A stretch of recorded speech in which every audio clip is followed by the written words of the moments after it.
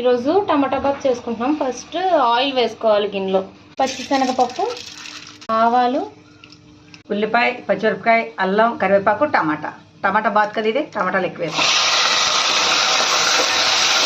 వేయించుకోవాలి మనం ఇలాగా. ఒక్కొక్క ప్యాకింగ్ మీద రోస్టెడ్ రవ్వ అని ఉంటుంది. అదైతే మనం వేయించక్కర్లేదు. ఇది రోస్టెడ్ కాదు కాబట్టి నేను వేయించాను కొంచెం 5 నిమిషాలు అంతే. సాల్ట్ యాడ్ చేసుకోవాలి, కొద్దిగా పసుపు కలుపుకోవాలి, మూత పెట్టేసుకోవాలి. ఇలా బాగా మగ్గిపోయిన తర్వాత హాట్ వాటర్ వేసుకోవాలి. గ్లాసు రవ్వకి 4 గ్లాసులు నీళ్ళు యాడ్ చేసుకోవాలి. రవ్వ వేసేసి యాడ్ చేసుకోవాలి. ఉండగా కొత్తిమీర కూడా యాడ్ చేసుకోవాలి. జారుడు ఉండగా స్టవ్ ఆఫ్ చేసేసుకోవాలి.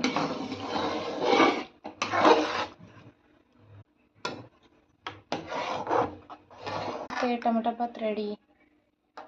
ఇలా ప్లేట్లోకి తీసేసుకోవడం. వేడివేడి టమాటా బాత్ రెడీ. సబ్స్క్రైబ్ చేసుకోండి.